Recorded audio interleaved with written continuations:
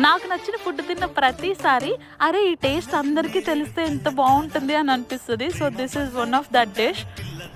I don't think ఈ combination అందరూ try చేసి ఉంటారు అని చెప్పి.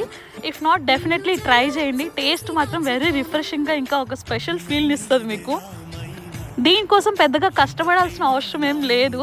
జస్ట్ కొన్ని ఆనియన్స్, ఎగ్స్, ఇంకా చిల్లీ పౌడర్ ఉంటే వితిన్ 5 minutes ఈ రెసిపీ రెడీ అయిపోతుంది. చూడ్డానికి ఎంత టెంప్టింగ్గా ఉందో తినడానికి కూడా అంతే టెంప్టింగ్గా ఉంటుంది దీని టేస్ట్. నాకు పర్సనల్లీ దీని బెస్ట్ కాంబినేషన్ వచ్చేసి రాగి సంగటి. ఇఫ్ ఇన్ కేస్ మీరు చేసుకోలేకపోతే that is completely fine. Chapati or రైస్తో కూడా దీని టేస్ట్ ఎక్కడ కాంప్రమైజ్ అవ్వదు. స్పెషల్గా తినాలంటే ప్రతిసారి చికెన్, మటన్ని ఆప్షన్స్ లాగా చూస్ చేసుకోవాల్సిన అవసరం లేదు. అప్పుడప్పుడు ఎగ్తో కూడా ఇలా ట్రై చేయండి.